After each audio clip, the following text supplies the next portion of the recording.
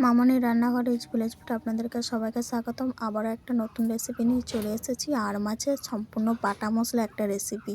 এই যে বড় বড় দুটো আর মাছ নিয়ে নিয়েছি, এই আর মাছের রেসিপি করব আজকে। মাছ দুটো একদম টাটকা মাছ। প্রথমে এই মাছ দুটোকে আমি গায়ের চামড়াটাকে তুলে নেব জাল দিয়ে ঘষে। প্রথমে এই মাছগুলোকে ঘষে নেব। এই যে জাল নিয়ে নিয়েছি একটা, এই জাল দিয়ে ঘষবো। এইভাবে ঘষা দিলেই সব উঠে যাবে। এই যে উঠে যাচ্ছে,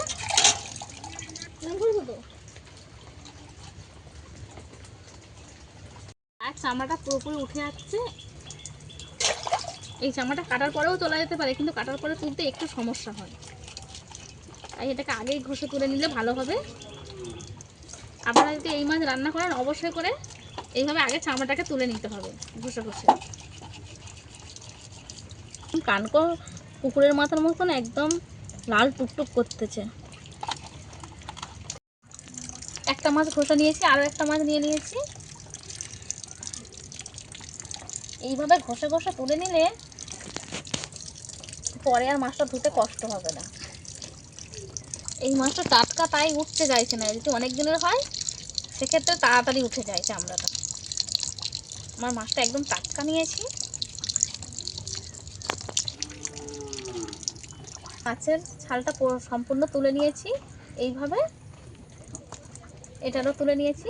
এই যে পুরো পরিষ্কার করে নিয়েছি। এবারে গিয়ে কেটে নেব। কেটে নেব।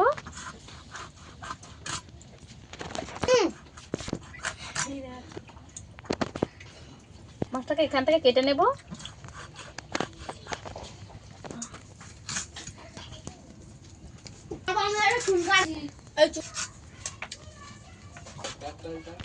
ছোট ছোট করে কেটে নেব পুরো মাছটাকে।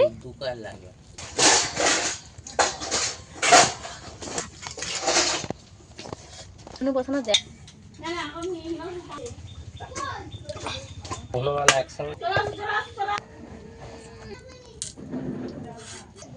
মাছটাকেও কেটে নেব।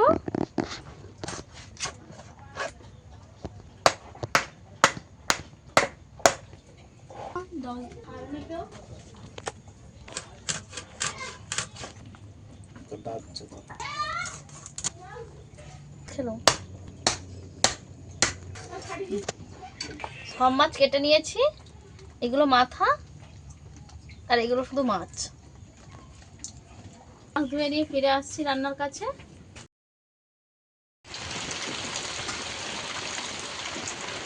মাছগুলো এবার নিয়ে নেব থালার মধ্যে।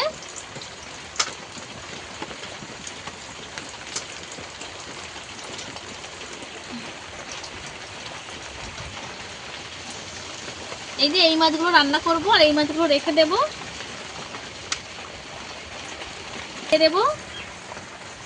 পরিমাণ মতো নুন দিতে হবে মাছে। হলুদ গুঁড়ো দিয়ে দেব। তেল দিয়ে দেব 2 চামচ মতন। হাত দিয়ে ভালো করে মাখিয়ে নেব। লবণ, হলুদ আর তেল একসঙ্গে।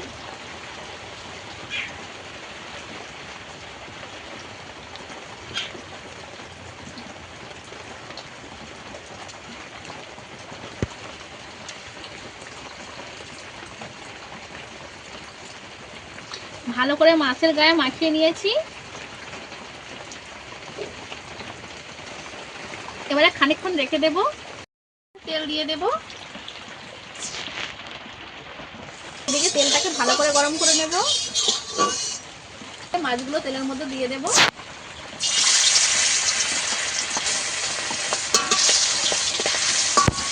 মাছগুলোকে আমি অল্প অল্প করে ভাজবো। মাছগুলো উল্টে দেব। এই মাছগুলো ভাজার সময় একটু উনুনের আঁচ বাড়িয়ে রাখতে হবে,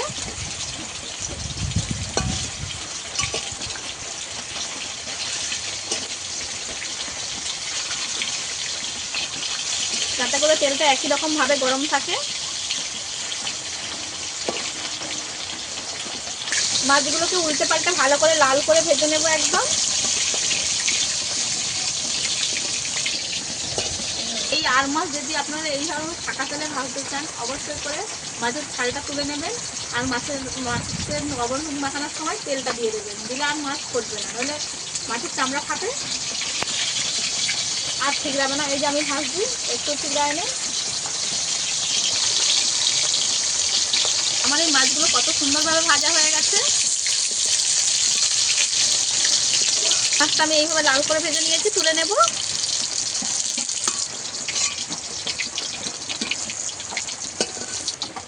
মাছগুলো এইভাবে আমি লাল লাল করে ভেজে নিয়েছি। কিভাবে এই মাছগুলোকেও ভেজে নেব।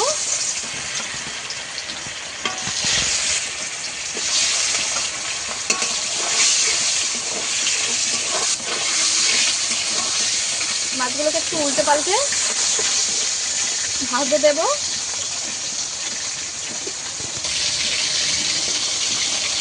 এই মাছগুলোকেও আমি লাল করে ভেজে নিয়েছি, এগুলোকে তুলে নেব।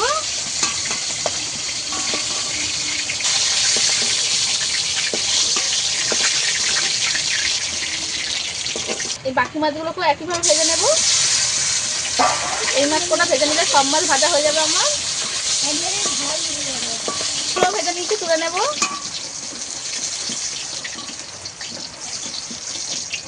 সব হয়ে গেছে, এই যে এইভাবে ভেজে নিয়েছি। এদিকে আমি মশলা বেটে নিয়েছি। এখানে আমি পেঁয়াজ বেটে নিয়েছি, আদা রসুন বেটে নিয়েছি, জিরে বেটে নিয়েছি আর শুকনো লঙ্কা বেটে নিয়েছি। মাছ ভাত তেলের মধ্যে আরেকটু তেল দিয়ে দেবো, তো 5 ফোড়ন, কিছুটা আমি কুচানো পেঁয়াজ দেবো।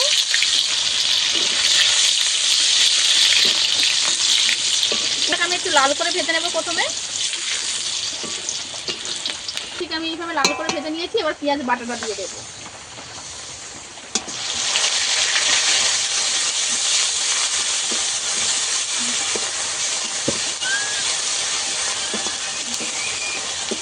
পেঁয়াজটাকে আমি এইভাবে হালকা বাদামি রঙের করে নিয়েছি।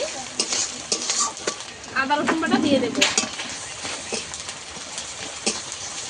আদা রসুন একসঙ্গে দিয়ে ভালো করে একটু কষিয়ে নেব। আমি ভালো করে ভেজে নিয়েছি। একে একে সব মশলা দিয়ে দেব।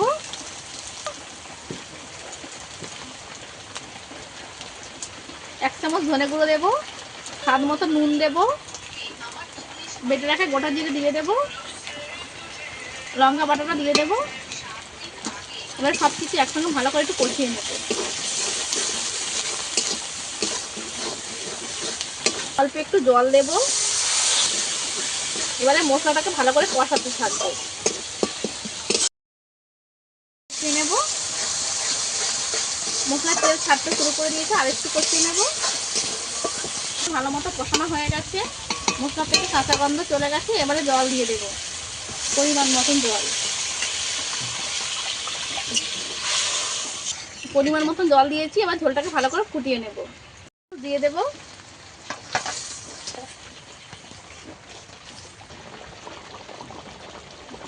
মাছটা আমি কিছুক্ষণ ফুটিয়ে নিয়েছি।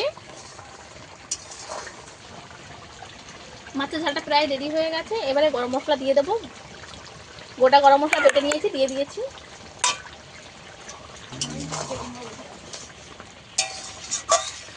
গরম মশলা দিয়ে একটু নেড়ে চেড়ে দেবো। মাছের ঝালটা আমার রেডি হয়ে গেছে, নামিয়ে নেব। ঝালটা আমি নামিয়ে রেখে দিয়েছিলাম। এখানে ভাত নিয়ে নিয়েছি।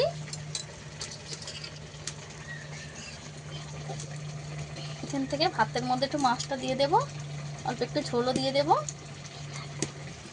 আজকে এই ভাতটা আমার ছেলে খেয়ে দেখাবে। মুখে নাও। গরম গরম ধোঁয়া ওঠা ভাত আর তার সঙ্গে মাছের ঝাল। মাংস খেয়ে বলো কেমন হয়েছে।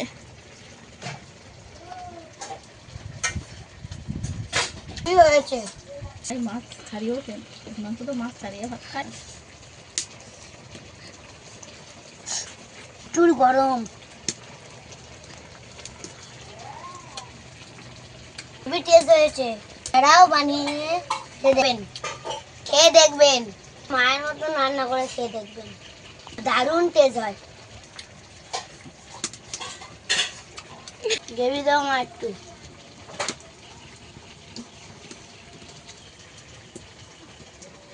গ্রেভিটা সেই হয়েছে। এরকম আরও নিত্য নতুন রেসিপি পাওয়ার জন্য আমার চ্যানেলটা সাবস্ক্রাইব করে আমার পাশে থাকার অনুরোধ রইল। আজকে ভিডিও এই পর্যন্ত। দেখা হচ্ছে নতুন কোনো ভিডিও নিয়ে। ততক্ষণে ভালো থাকবেন, সুস্থ থাকবেন।